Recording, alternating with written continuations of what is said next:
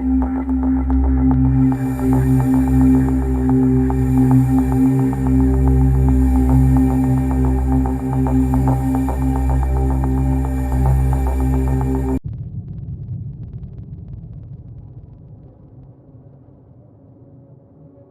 grew up in a small town in North Carolina, a place called Bakersville. It's only about 16 miles from the Tennessee state line, and beyond that lies the fabled Appalachian Trail. I never really considered it until I moved elsewhere, but there's a certain spirit to Appalachia, especially the lower half where the trail extends up into the Great Smokies and the Pisgah National Forest. Bakersville is about 20 miles north of Pisgah, right in the center of the triangle where the three forests converge, and I don't know if there's something in the trees or the hills or the water, but it gets into the people, for better and for worse. For example, Appalachians are just about the most superstitious people I had ever come across. Just about every culture has its little idiosyncrasies like that. You've probably heard someone say, "knock on wood," to prevent something bad from happening, or perhaps they suggested that a black cat crossing your path is an omen of misfortune. Some people are told never to walk under ladders, or that stepping on a crack will doom their mother to a broken back. But of all the people I've met on my travels, Appalachians win the prize for their bizarre superstitions. For instance, my grandmother, God rest her soul, said she never trusted anyone with a dimple on their chin. She always used to say, "Dimples are made by the devil's shoe," and it wasn't just some silly saying to her either. She was deadly serious in her belief that people with chin dimples were essentially cursed. She also thought that if your chickens laid eggs in odd numbers, it meant misfortune was on the way, and that you should never, ever wash your clothes on a Sunday. She had a ton of other crazy rules like that, and like I said, it was no joke. She really did believe that if she did a certain thing, like wearing a buckeye in her bra to ward off rheumatism, it would achieve the desired effect. And she also believed in the power of bad luck and black magic with all her heart and soul. I guess we're just much more prone to believing in things like that down here in lower Appalachia, things of an otherworldly or fantastical nature. And that's why I believe my friend Scoot wholeheartedly when he said that there was a witch living up near Rattlesnake Ridge. I didn't believe him when he first told me, but he said that his cousin swore on his eyes that there was a witch living out there in a one-room shack, and that she put a curse on 4 men just after the war who'd all ended up dying in mysterious circumstances. But not only that, and thanks to his cousin, he knew exactly where this witch's shack was located on the south side of Rattlesnake Ridge. Naturally, I demanded that he take me to it at the first available opportunity, to prove he and his cousin weren't a pair of no-good rotten liars. But to my surprise, he indignantly promised to do just that. We were both 12 and 13 years old at the time, so we were capable of finding our way back after a lengthy sojourn in the woods, and aware enough for me to want to show Scoot what a long-tongued liar his cousin was. So, one Saturday we set off in the early afternoon, bound for Rattlesnake Ridge.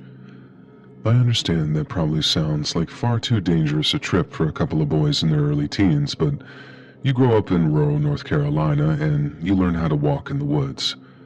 I feel like there are stereotypes of the southern outdoorsman or Midwest mountain man, treading softly through the woods like a cross between a Choctaw and a ninja. But that's just not accurate at all.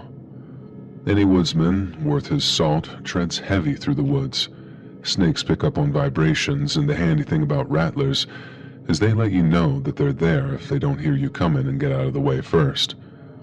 Anyway, that's just to give you a little background on why our parents were okay with us hiking out to a place named after a venomous snake. From our neighborhood, the walk out to the ridge took about an hour at a casual pace, until finally we see the tree-covered ridge rising up before us like some great sleeping giant. Scoot's cousin had said the witch's shack was on the southeastern side on the ridge, and that we'd smell the smoke of her fireplace before we ever saw her. This was the same fireplace where she supposedly cooked the butchered bodies of the children she captured before turning their bones into magical charms. I thought we'd spend an hour or two just wandering around, not being able to see or smell anything, before Scoot finally accepted that his cousin was full of crap. But then suddenly, we started to detect something that smells a lot like a campfire, or perhaps even the smoke billowing from the chimney of a witch's cottage. Scoot just about pops a gasket telling me, I told you he wasn't lying," in reference to his older cousin, and honestly, I'd be a liar if I said that it didn't send a shiver running through me. I just remember standing there, slack-jawed, having gone from not believing in him to not wanting to believe him. It was creepy, all right, but it was creepy in the way that a Boy Scout's campfire ghost story is creepy. Smelling that smoke in the way that we did, it had a kind of perfect timing to it. Like when the innocent high school couple discover the hook that's still buried in their car door, or when the babysitter learns that the call was coming from inside the house. It sent a shiver down my spine, and it couldn't have been real. There was no such thing as witches, and smelling campfire smoke was evidence of a campfire and nothing more. Once I realized that, I felt foolish.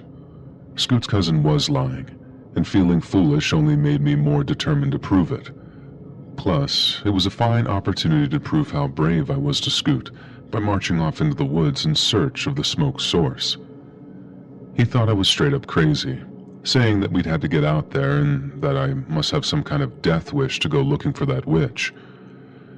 After all, she'd already killed 4 men by putting curses on them, so there was no telling what she'd do to 2 kids who deliberately set off to go treading round her holler. I knew that whoever was out there probably wouldn't react kindly to strangers, but I also knew that there wasn't any such damn thing as witches. So I didn't exactly go running off through the woods, but I kept on going with Scoot behind me, keeping an eye out for where the smoke was coming from. Then, about 200 yards in, we see this thicket of myrtle trees, the real dense kind with the wavy leaves, and behind them is what looked to be an old log cabin, one with a big old stone chimney affixed to the side of it. And Scoot says, "You believe me now?" And I'll admit, the evidence was mounting in his favor. But until we saw black cats and flying broomsticks, I wasn't buying a word of it, and I wasn't about to go all that way only to turn back now that we'd found what we were looking for. And so for anyone who doesn't know wax myrtles, they sprout fairly close to the ground, meaning you gotta duck down low, under all the leaves and branches if you want to traverse a patch of them. There was also the occasional dogwood in there too, meaning that we had to weave in and out to get to where we could see the log cabin in all its shabby ingloriousness. But when we did finally lay eyes on that cabin, it looked exactly like you might expect a witch's shack to look. There was a broomstick, right there near the little entrance, with all kinds of dried herbs, wind chimes, and charm-looking things hanging on either side of the door. Scoot just about had a fit when he saw the broomstick, and I have to admit, I was starting to actually believe it myself at that point. But then right as we're starting to get really and truly frightened, the door to the shack swings open, and out steps the witch of Rattlesnake Ridge. Her hair was white and patchy, and she walked with a bit of a stoop, and I swear that she'd had a wart or 2 on her nose and chin. I was just about ready to pee my pants with fear at the sight of her, cursing myself for not believing Scoot and his cousin, but at least I stayed quiet. Scoot, on the other hand, he blurts out in a shaky voice, "There she is," which the witch then hears and spins around to squint in our direction. She starts crowing, "Who's there? Y'all better show yourselves." But by that point, me and Scoot are bolting like startled foals, deaf, dumb, and blind to anything and everything except getting the hell away from Rattlesnake Ridge, and the witch we should have known better than to go looking for. We were terrified, absolutely beside ourselves with fear. We were convinced the witch was going to put a curse on us for having trespassed on her patch, and that it was only a matter of time before we too ended up dead under mysterious circumstances. We agreed to each head home to our parents to ask what they could do for us, how maybe the cops might be able to head out there and convince the witch to take back her curse. But whatever we did, we had to do it fast. So after issuing each other what we'd hoped would be not our final goodbye, we each headed home to beg our parents for help. I remember holding back tears until I got to my parents' house, but then the second I walked through the door and my mom asked me why I looked so terrible, I broke down and told her everything. How I hadn't believed Scoot and his cousin about the witch up on the ridge, how we trespassed on her property, and how we were now probably cursed to each suffer an untimely death. All the commotion brought my dad in from the garage, and he and my mother listened to the whole story before finally issuing their assurances. They told me that there was no such thing as witches, but that there was indeed an old woman living up near that ridge. She'd been living there for quite some time, and all she wanted was to be left alone, and that's why she'd gotten angry when she'd heard us in the bushes. She couldn't put any curses on us. We weren't going to die, but it was not a good idea to go wandering off into the woods like that for any reason, especially when that reason was to go bother some old little lady. And once I was safely reassured that the lady that we saw was most certainly not a witch, I started to calm down a little. But it didn't explain why a woman lived out in the woods, all on her own like that, and when I asked, I was essentially told that it was complicated, but that she wanted to live out there on her own. It wasn't like the people in town were mean to her or anything like that. And after that, my mom called Scoot's mom and they talked it out to make sure everyone was on the same page. Scoot's parents were nice folks, so they told him basically the same thing as I was told. We didn't have to be scared of that old lady, but we weren't to go snooping around her property anymore. And Scoot and I were then allowed to talk on the phone, and we went from crying to laughing in the space of a few minutes. It was just pure relief, I think. That and how funny it was that we ran full sprint from a woman whose top speed was probably a mile or two an hour. We just kind of moved on after that. I remember thinking of that woman every so often, but I wasn't afraid of her. I just thought that she was kind of weird, living all alone in the woods like that. I didn't feel sorry for her. I mean, she chose to live out there. And I didn't know why, but I didn't care to know either. She was just the crazy cat lady who lived out in the woods, and just like everyone else in town, that fact grew as normal to me as just about any other thing.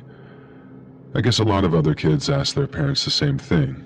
Scoot's cousin talked about the witch, and so did we when we returned to school that Monday. We were telling people how we'd been out there, and how she wasn't really a witch, and then we laughed off everyone who swore blind that she was, and that we were doomed to die any day from the curse that she put on us. The other kids had heard about those 4 men she supposedly cursed to die, but we knew better. We'd had grown-ups to tell us the not-so-scary truth, so we weren't afraid at all. And that pretty much settled the argument, as a bunch of other kids mentioned how their parents had told them the truth too. She was just a sad, weird old lady, and those 4 men's deaths had nothing to do with her. But as I came to learn, that wasn't strictly the truth. The first part of this story, as in mine and Scoot's little encounter with the witch, that took place back in the mid-70s, a long time ago. And I remember it was around late April of 1975 because the TV had pictures of Vietnam on it almost non-stop. Things were turning real bad for the folks on the ground, and I remember my dad watching reels of helicopters lifting people off of rooftops in Saigon. And the next part, which doesn't really involve the witch at all, took place in 2004 when myself and Scoot were home in Bakersville visiting family. Now, there was nowhere to drink alcohol around Bakersville, so we had to catch a ride over to Burnsville, 10 miles south, so we could get drunk there before my sister drove over to pick us up come closing time. I hadn't seen Scoot in maybe 2 years at that point, and since the Panthers were playing that night, I wanted to whoop his ass at pool, and I thought that we'd take things over to a little bar down there so we could really make a meal of things. But anyway, we headed down there. The Panthers lose their game, but I win at pool, so that just about evened things out. It was a weeknight too, so the place was pretty empty during the last hour of service. Just a few patrons in a few of the booths, then myself, Scoot, and this older-looking guy finishing our beers at the bar. Scoot and I are deep in reminiscing by that point, and we're talking about this and that until eventually the subject of the witch of Rattlesnake Ridge comes up. And we start laughing to ourselves, cursing his cousin for having us scare the bejesus out of ourselves like that. But then, with years of hindsight under our belts, we start kind of ruminating on why the witch was living out there in the first place. I'm sure she wouldn't mind us calling her that either. The reputation sure did keep folks from prying into her affairs too much, but it did strike me as odd that I'd never taken the time to really find out why she was out there. But also, who were those 4 men who supposedly had died, and why did people blame their deaths on our wicked witch's curse? We started speculating, very casually too, I do recall. I didn't think that she'd be around anymore. She was ancient back when we were kids, so we both agreed that she probably wasn't around almost 30 years later, not unless she really was a witch. Anyway, we're talking about her back and forth when suddenly, the older guy sitting down from us at the bar asked the bartender for one more for him, and one more for each of the 2 fellas he's about to tell a very long and eerie tale to. And then he invites us down to the stools to sit next to him and introduces himself as a former resident of our hometown, Bakersville. We introduce ourselves, thank him for the beer, and then ask him what sort of eerie tale that he has to tell us, as we both kind of laugh. I should have known that it concerned the witch, and I guess I was a little slow on the uptake on account of the beers, but when he told us that he knew why the witch of Rattlesnake Ridge chose to live where she did, and what's more, he knew why people linked those men's deaths to her, my interest was piqued. The old-timer told us that if this was 30 or 40 years ago, he'd never have dreamed of telling us the truth, but since everyone involved was surely past by this point, the witch included, there wasn't any reason why we shouldn't know the truth, especially if we'd once seen her with our very own eyes. And foolishly, I started poking fun at the guy, probably due to all the beers again. It wasn't that he'd offered to tell us, nor was it that he did so in such a dramatic way. It's that he tried to tell us that the witch and the deaths of those 4 men I mentioned really were linked in some way. I started asking if she turned them into frogs or flew out on her broomstick to claim their souls on the night of the full moon, but the guy shook his head, evidently not appreciating my attempts at humor. He told us the men's death had nothing supernatural about them, but they were very much connected to both the witch and the reason she chose to live out there alone. He reiterated that if folks involved were still alive, there's no way in hell that he'd be telling the whole tale to a little brat like me, in his words. So I didn't want to listen, and I could just take my beer and go jump in a goddamn lake, his words again. If I did want to listen, I could sit my ass down and find out why at least one of those men's deaths simply had to be connected to the witch, because one of the men had been her own goddamn husband. I then realized how terribly I'd misjudged this whole situation. In all my years, I never once heard anyone mention how one of the witch's so-called victims had been her own husband. The fact this guy knew that and was willing to tell us, that gave him this whole level of legitimacy. And so I sat my ass down and listened to what he had to tell us.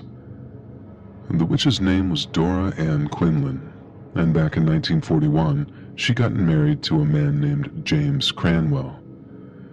Their marriage was a happy one. At first anyway, and then the Japanese bombed Pearl Harbor and the whole world changed overnight for them. Cranwell was called up into the army, and then was sent off to fight the Germans in North Africa. And then at some point during his service, he was declared missing in action. A few months later, Dora Ann gets news that a whole bunch of American bodies had been found. Germans had taken him prisoner, then instead of taking them off to some camp, those Nazi bastards massacred them, piled up their bodies, and then set them on fire. Some of James's stuff was found among the charred remains, so it was assumed that he'd been among those executed by the Germans. She got the news in the late of summer of '42, and Dora Ann was devastated. She wore black for months, but by Christmas of '43, she was said to be getting cozy with a grocery store clerk who had been declared unfit for service.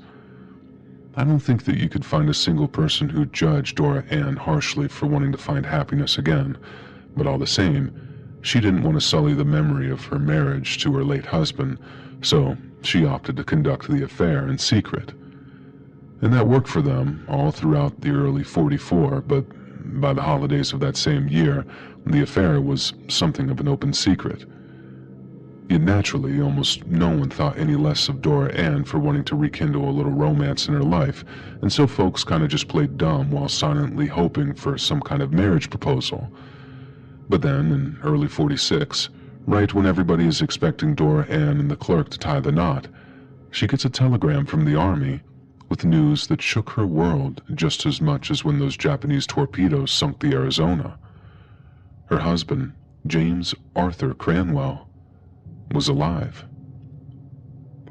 Cranwell had been a prisoner at one of those last camps to be liberated during the Allied march through Germany, and when he'd been found, he was on death's door.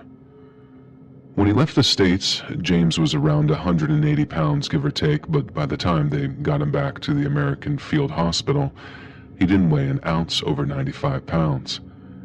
Skeletal, they called him. But over the months that followed his rescue, he put on some weight, learned to walk again, and the first thing he asked was for his wife to be contacted so she learned of his survival. A few days later, Dora Ann gets her telegram, and she and her clerk know that their relationship is doomed. James comes home and the whole town welcomes him back as a hero, Dora included. But there's just one big problem. She doesn't want to end her relationship with the clerk, which results in them making a serious error of judgment.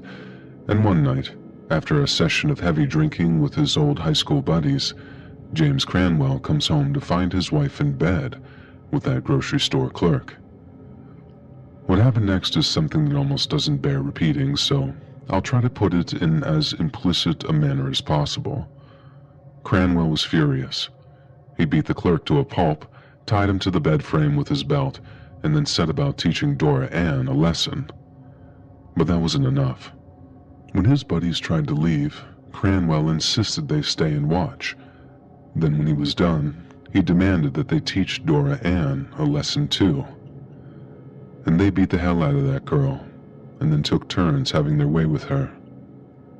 Then when it was all said and done, the clerk, who had been forced to watch the entire thing from just a few feet away, was dragged into the woods outside of town, and then shot in the head. Cranwell and his buddies then did something to hide the body. Nobody knows what because they never found it, but Dora Ann knew that they killed the clerk, and she told the town sheriff that much when he asked her about it. Cranwell kept Dora locked up for a few days, and then he'd kicked her out of the house barefoot, wearing nothing but a dirty dress. She walked into town, then went straight to the sheriff's office to tell him everything. The sheriff then goes over to talk to Cranwell, but he denies the whole thing. Yes, it was true that he'd come home to find his wife in bed with another man, after she'd falsely believed him to be staying out all night. And sure, he might have slapped the guy around a little before kicking him out, but he hadn't killed him. He'd threatened to if he ever saw him again, but he hadn't murdered him.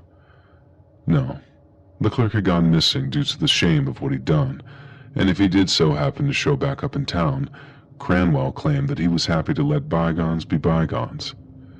After all, coming home drunk like that, thinking that he might have been assaulting poor Dora Ann in their marriage bed, Cranwell said the clerk was lucky to be alive, and reluctantly, the sheriff agreed. The thing was, if he had a shred of evidence that Cranwell killed the clerk, or if he could prove beyond all doubt that all the stuff Dora Ann said was true, he'd be happy to bring a case against Cranwell and his buddies.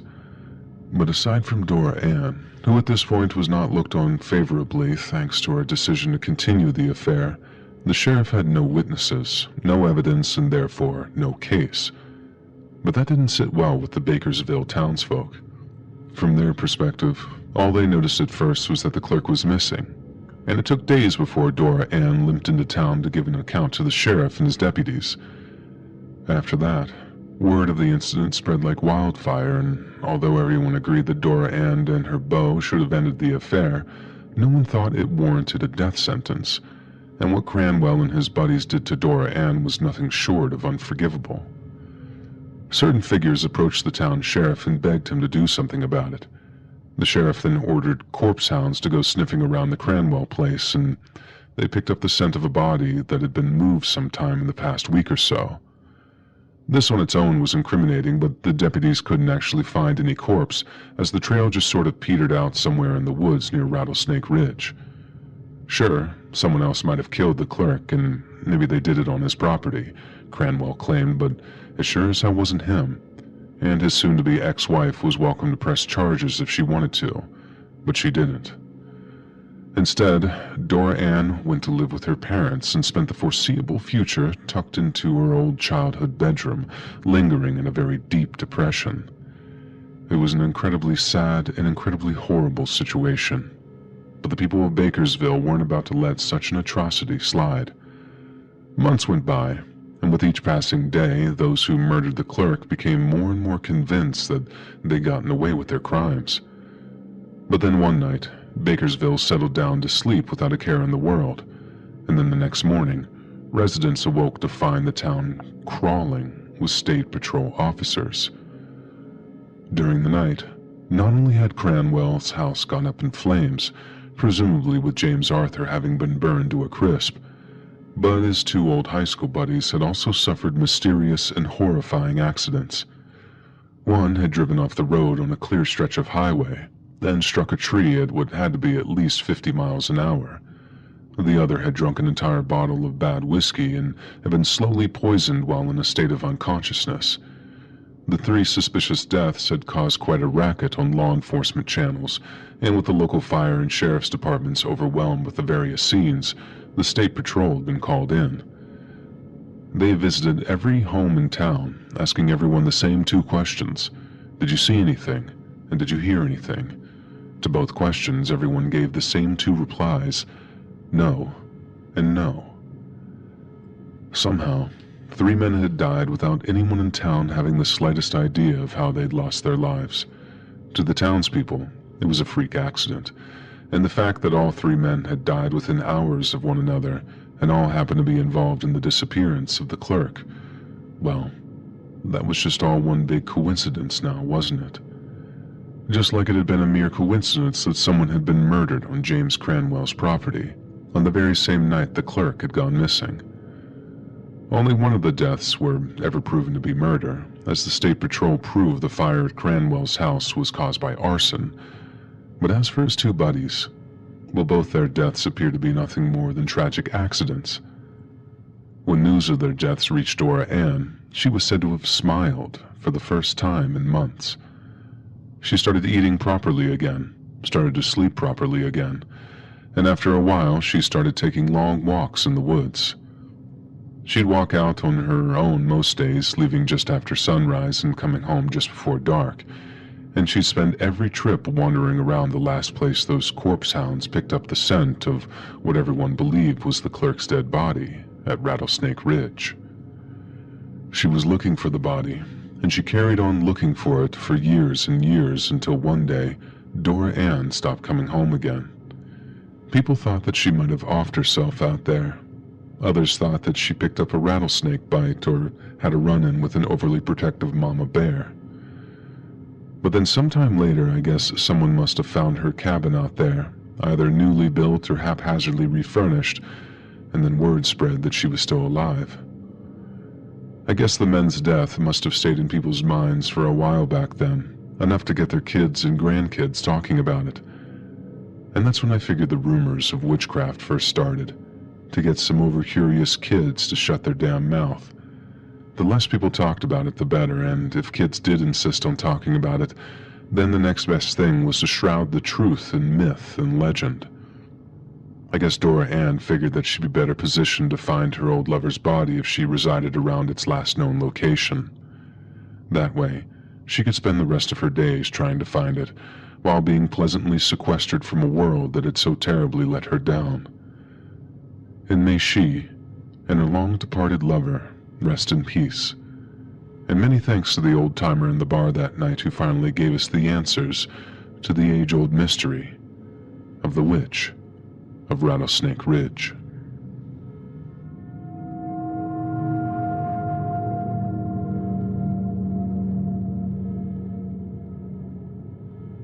Many, many years ago now, an old friend of mine and I were hiking along a section of the Appalachian Trail in Tennessee. He had camping gear with us, along with a bunch of other survival stuff, but as much as we tried to pack as light as possible, day after day of almost non-stop hiking really started to take its toll on us. Plus, there was the unexpected factor of not being able to get any real sleep outdoors. We'd each done a little camping in the past, but we'd each done so way up in the Northeast, and we'd done so in a very controlled and safe environment. Sleeping in paper-thin tents out in Appalachia, however, was something else entirely. But then, on the afternoon of the fourth day of our journey, we ran into a solo hiker coming the opposite way up the trail, so we stopped and picked their brain on what the trail ahead of us had in store. And that's when he mentioned a shelter, a two-story one that had camp beds on both the ground and first floor. He says it was only around 10 miles further down the trail, and if we got on the move again, we could be there by nightfall if we really beat feet. An enclosed shelter like that meant that we might be able to just get a full 8 hours of sleep, which at that stage would be a huge boost both physically and mentally. So after thanking the guy 1,000 times over, we got back on the trail immediately. Maybe 3 to 4 hours later, the shelter comes into view, and although it wasn't quite what we'd been expecting, it certainly beat setting up camp all over again. The wooden cabin-looking thing wasn't completely closed off, but it had these two raised sleeping platforms, one taller and one shorter. I guess that's what the guy meant by two-story. We pictured a small cottage or something with a door and maybe a fireplace. But beggars most certainly can't be choosers, so we claimed one of the sleeping platforms by tossing our bags up onto it before unpacking our food supplies to make ourselves some dinner. Maybe an hour or two after we'd eaten, my friend and I are just chilling near the shelter when we suddenly see two other hikers making their way down the trail towards us. It was a guy and girl, and I figured they might have been a couple as we greeted them. They asked if both sleeping platforms had been claimed, and when we said no, the guy half of the couple asked if they could use it. We said sure, and that we'd try and be good bunkmates so we could all get some well-deserved rest without worrying about stuff crawling or slithering into our tents. Now, don't get it twisted, we each knew that we could seal our tents up and keep out the bugs, snakes, and bigger creatures, but just try sleeping in an airless piece of plastic during early Tennessee summers. You find you've created less of a sleeping space and more of a sauna. But anyway, we were very happy to find ourselves some shelter, but the couple, who did turn out to be a couple, were anything but. They got to bickering almost as soon as they put their gear down, meaning the vibe went from, oh cool, we got some company, to, well, this is awkward, faster than you can say trouble in paradise. They didn't have a stand-up fight or anything, but we could hear them whisper arguing up on the sleeping platform for a little while, and then they'd quit, but then start up again minutes later. The biggest break in the tension was when my buddy says something like, "Jesus, just break it up already," under his breath. I started laughing, and then the lady half of the couple confronted us asking, "What's so funny? What's so funny, huh?" We denied everything, insisted that we're laughing at something else, and the girl's boyfriend or fiancé or whatever, he has to basically pull her away from us while explaining that we weren't laughing at them. I mean, we were, but there was no point turning a two-person argument into a four-person argument, and the atmosphere was bad enough as it was. So, like I said, the couple next to us are arguing on and off, pretty much all night, but they managed to cool it long enough for everyone to get some sleep. But then at some point in the middle of the night, my buddy and I wake up to the sound of them arguing again, only this time, it's quite a bit louder than it had been before. I couldn't make out exactly what they were arguing over, I just heard the odd word or two, like the girl hissing something like, "You never listen to me," or the guy saying something like, "It's too far, Sarah, we won't make it in time." And they kept at it like that, getting louder and louder. And then right when we were on the verge of telling them to keep it down so we could get some sleep, the girl raises her voice all the way up to like a low yell and says to the guy, "Oh yeah? Well, maybe that's exactly what I'll do." This is then followed by the sound of someone moving around on the sleeping platform next to and below us. The guy starts saying something like, "Don't do this," and then says the girl's name, but I don't want to repeat that here. I'd rather not drop the guy's name either, because in this context it feels like a little too much info to go throwing around online. And anyway, their argument gets a little louder, and we're just trying to figure out what the guy doesn't want the girl to do when, all of a sudden, she tosses her pack down off the sleeping platform, and then we hear the sound of her climbing down the ladder before she comes into view. The guy and the girl continue their cryptic argument for a minute or so, but one thing becomes obvious. The girl is about to walk off into the dark trail, armed with nothing but a flashlight, because for whatever reason she wants to continue their hike while I'm assuming her boyfriend wanted to rest the entire night. I get that she was mad at him or whatever, but hiking alone and at night, especially somewhere like the southern AT, is never, ever a good idea. My buddy calls out, "Excuse me, miss, I wouldn't do that if I were you." But she cuts him right off by yelling an expletive back in his direction. And we're both like, well, okay, suit yourself, lady, and shared a hushed, nervous little chuckle as the guy on the platform next to us called out to his girlfriend one last time. We then watched her walking off into the trees, watching as the beam of her flashlight got fainter and fainter until finally, when it was just on the verge of disappearing completely, my buddy kind of shimmies over to the edge of the platform and starts talking to the guy half of the couple. You should go after her," I remember he said. But at first, that guy was like, hell no. If she wants to leave, she can leave. Recognizing that he was just mad and would 100% live to regret not going after her, we started insisting that he follow his girl. And then my buddy, probably trying to sort of galvanize him into action, says to the guy, "If you're too scared to go after her, fine, but I will." I figured it was probably the lack of sleep making him talk like that, and I was right about to tell him not to antagonize the guy when I hear from the other bunk, "The hell did you just say to me?" And my heart sinks, and I'm thinking my buddy is about to get into a fist fight with some complete stranger in the ass end of nowhere. Luckily, the guy doesn't climb down off of his sleeping platform, and he and my buddy just carry on talking trash to each other. I didn't want to really inflame the situation, but I couldn't help but agree that the guy should probably go after her, even if it was just to convince her to come back to the shelter. The discussion continued down this dumb, immature path for a minute or two, and I remember pulling myself out of my sleeping bag and getting ready to put my boots on. If my buddy and her boyfriend were content to bicker like children, then someone had to go be a grown adult and put their boots on and go tell that girl that a solo night hike sounded like the mother of all bad ideas. I tried once, and failed once, to get the two guys to shut up so I could announce my departure and request their assistance. Then they kept at it for a few more seconds, and that's when we heard it. The scream that echoed through the pitch-black woods cut through their bickering like a hot knife through butter, and silenced the pair of them completely. Then, as we all just sat there, frozen in terror, we heard a second scream, and that one launched us into action.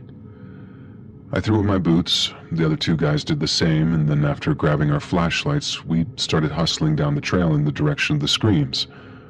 The girl's boyfriend was way ahead of us, and I don't know if he ran track in college or whatever, but he should have. That, or realizing his girl was in danger, gave him superhuman speed because he had us eating his dust to get to his girl in as fast as time as possible.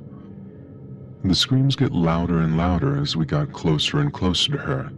Then, all of a sudden, there she is, lying just off the trail ahead of us, and right away I can see why she's screaming.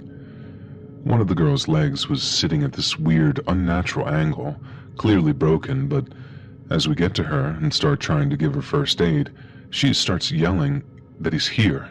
He's still here, he has to be. One of us asks who's here, and then the girl replies, "The person who broke my leg." At first, we're obviously all thinking, okay, don't touch her, don't make the break any worse. But then the moment she said someone had attacked her, me and her boyfriend started scrambling to get her up, while my buddy starts shining his flashlight into the woods all around us trying to spot whoever the girl was screaming about. Those were legitimately the most terrifying few minutes of my entire life. Someone was out there, someone who wanted to do us physical harm, and we could only move as fast as we could safely transport the girl with the broken leg. Every other second I was asking my buddy, "Do you see anyone?" And the whole time he's calling back, "I don't know, I can't tell," because he's having to cover like 360 degrees with just one flashlight. The girl was screaming right in my ear as I was supporting her left side too, so I was having to ask my buddy over and over just to be able to hear his replies, all while I'm expecting some psycho hillbilly to pop out from behind a tree at any moment before smashing me over the head with whatever he just broke that girl's leg with. Thankfully, we were able to get back to that shelter without running into anybody, and there we armed ourselves with our knives and hatchets and then set about giving the girls some first aid. And this is way back before cell phones, so there was no calling 911 or ranger stations to get some help. We had to literally patrol our wooden shelter all night with our flashlights in hand, making sure no one was sneaking up on us, and that whole thing made for the second most terrifying thing I'd ever experienced. At least by that point, we were actually armed in some capacity, but like you're already probably thinking, the big fear was that someone with a gun was just going to use the beam of our flashlight as a target. If that happened, we'd be sitting ducks, fish in a barrel, and we wouldn't stand a chance. But if anyone did follow us back to the shelter that night, they chose not to show themselves, and we held out until dawn before getting the move on again. The other really creepy thing was, right after we got the girl back to the shelter and we started to give her first aid, we were obviously all very curious as to who or what attacked her. She kept saying how she didn't see the guy's face, but after the impact on her leg and her falling to the ground, she saw the back of the guy running away through the trees. She was 99% sure that it was a man, and he'd hit her leg with a stick or something blunt before running off. It was definitely some kind of stick or tool, she said, not a punch or a kick. Someone had waited for her, run up from the side, smashed something into the side of her knee so hard that it actually broke the leg. It was terrifying to think.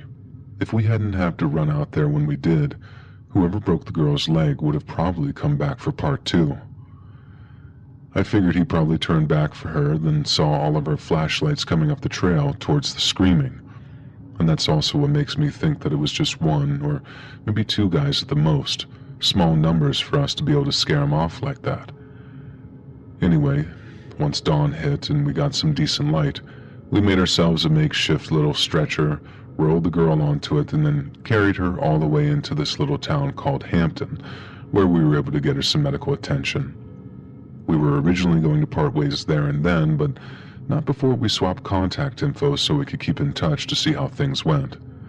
But then, literally as we were walking away, we decided that we'd stay in town, help the guy, half of the couple, with all the stressful stuff that he had to deal with, police reports and all that kind of stuff, and also get some decent rest in a hotel room if we could find one. And we also realized it would be very stupid to just walk back up onto the same trails the attack had just taken place on, and to do so on no sleep would just be insanity. And the rest of the story is kind of boring, so I'll keep it short. We kept in touch with the couple to make sure that they were okay and to find out if the person who attacked the girl got caught. And no surprises for those who guessed that the cops had no clue where to even begin and were not very helpful at all. The girl's leg seemed to heal okay, though. We ended up finishing the rest of our hike after skipping ahead about 10 miles, just to be certain that we were well away from the site of that attack. Human-on-human encounters like that tend to be as rare as hen's teeth on a place like the Appalachian Trail. 99.9% of folks that you meet are fundamentally good, and I can attest to that to myself. But it's not just the bears and snakes you gotta worry about out there. I learned that the hard way, and you can gather that I kept my survival knife on hand whenever I went to sleep for the whole rest of that Tennessee hiking trip.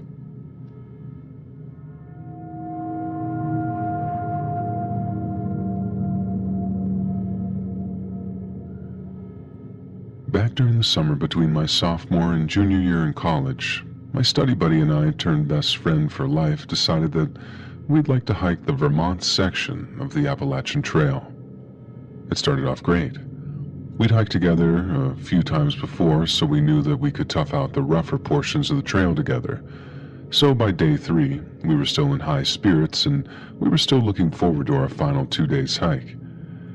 But then, during the early afternoon of that first day, we saw something that made us cut our trip short, by 2 whole days. We were walking along, praying to the trail gods to keep the rain away, when my friend suddenly stopped and pointed towards something in the trees off trail. It looked like a bright red piece of cloth of some kind, barely visible, but there it was, hanging from a tree branch about 20 to 30 yards off the trail. The both of us said something like, "Who the hell does that?" As in, who the hell just tosses their dirty clothes over a branch instead of carrying them home again, because that's honestly what we figured had happened. And so off we went, marching off in the direction of this random shirt, figuring that we could take it down and toss it in the trash once we got back to civilization. But the more visible the red cloth gets, the more we realize that it's not just been thrown there randomly. It's a marker for what lay underneath. Right there in the dirt, beneath what turned out to be a red shirt, were what looked like 2 empty graves. My friend and I just about freaked the heck out, mainly because there were 2 graves and 2 of us. We didn't bother grabbing the shirt. We just moved as quickly as we could down the rest of the Glastonbury section of the trail, and then turned down the road towards Bennington so we could report what we'd seen to the police. Some people have asked me why we just didn't call 911 from there on the trail, but honestly, there's not much that would have been achieved. Even if I had been able to get a connection, the most important thing to us in the moment was putting enough distance between us and those graves as possible. I get that we could have relayed our last position or something on the off chance that we were attacked by someone, but if that actually happened, we'd have been just as screwed, and calling 911 wouldn't have made a damn bit of difference if we needed to sprint down some section of trail away from some homicidal maniac. After we got to the nearest town, we found a phone and then called 911 to get connected with the local cops. I told them everything, and the cop I spoke to took the whole thing very seriously and then thanked me for calling it in. He also gave me his personal contact number in case I wanted to check in and see how things were progressing. I thought that was a very polite thing of him to do, trying to give me a little peace of mind and make me feel like I was being taken care of. But then it came to decide if we wanted to actually continue the rest of our hike, and at first, we were at an impasse. My best friend was adamant that we could just skip ahead of the trail a little and maybe catch a ride into the next town over, then hop back onto the trail for the rest of our journey. I wanted to. I really did, and I wasn't using those graves as an excuse to cut the trip short, but I couldn't go walking back up into those hills in good conscience, knowing something that dark was going on in the area. The way I saw it, and this is what I said to my friend, those might not be the only 2 graves set up. There might be others all along this section of the trail, and someone just waits by them, waiting for either 1 or 2 hikers that he can murder and bury in less than an hour. And we agreed to stay in a motel that night, then we'd call the sheriff again the next day. If some innocent explanation had been found for the graves, then we'd move on as planned, but if not, then I couldn't continue. I just couldn't. The next day, what do you know, the sheriff hasn't even gotten around to checking the graves out, but he assures me that he'll get around to it that same day. I thanked him, in as polite a manner as I could say, but the lack of action on his part just marked the end of our trip. My friend was pretty angry at the time because our hike along the Tennessee section of the Appalachian Trail was something she'd been looking forward to for a hell of a long time. But as I explained to her on the ride back home, over and over again, it was something that I've been looking forward to as well. I didn't just throw in the towel because I heard a few spooky nighttime noises and wanted an actual shower. I quit because I was scared for my life. Having someone hang a few Blair Witch stick figures in the trees along the trail is one thing, an obvious prank or just a tribute to an objectively awesome movie. But 2 graves, marked out by a bright red shirt like that, someone put way too much time and effort into them for it to just be a prank. Or at least, it's not something I'm willing to bet my life on.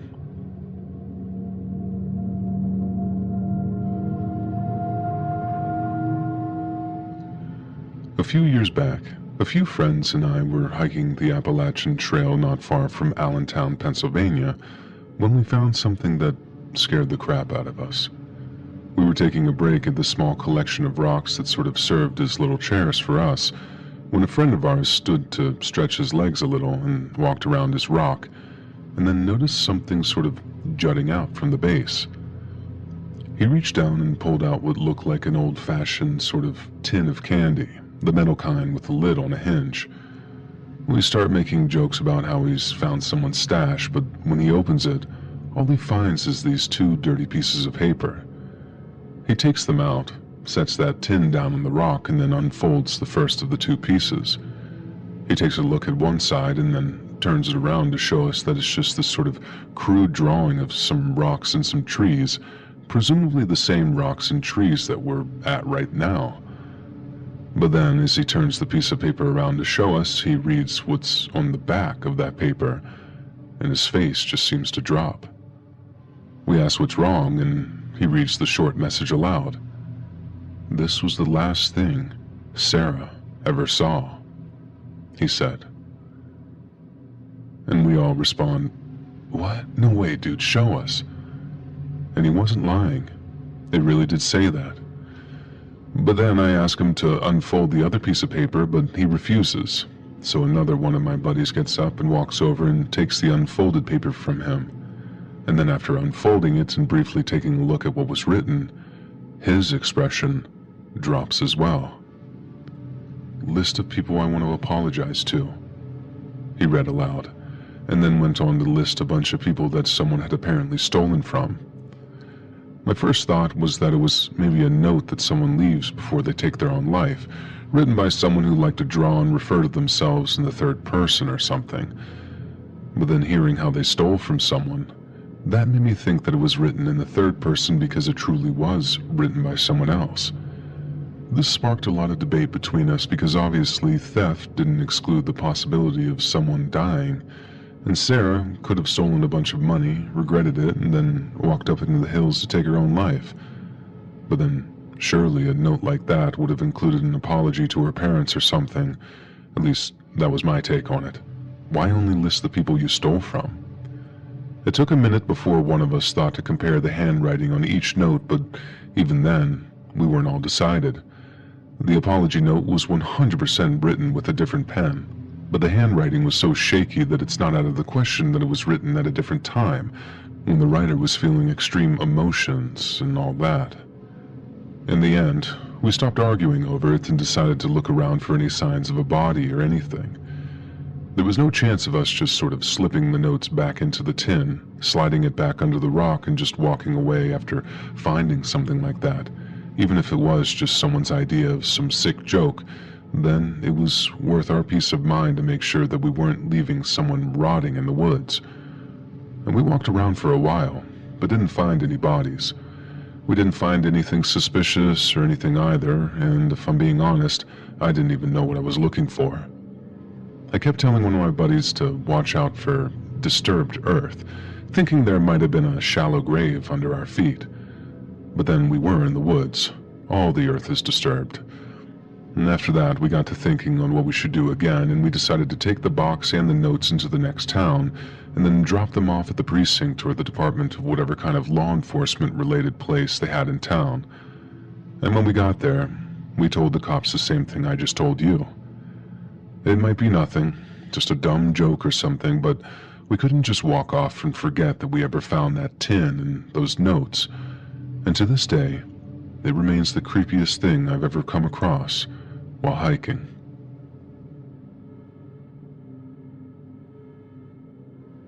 I hope you enjoyed the story. Like and subscribe for more. Thank you for wandering the foggy paths of Mystmoor with us. Stay curious, but beware what you may uncover in the mist. Farewell, brave souls, from Mystmoor Mysteries.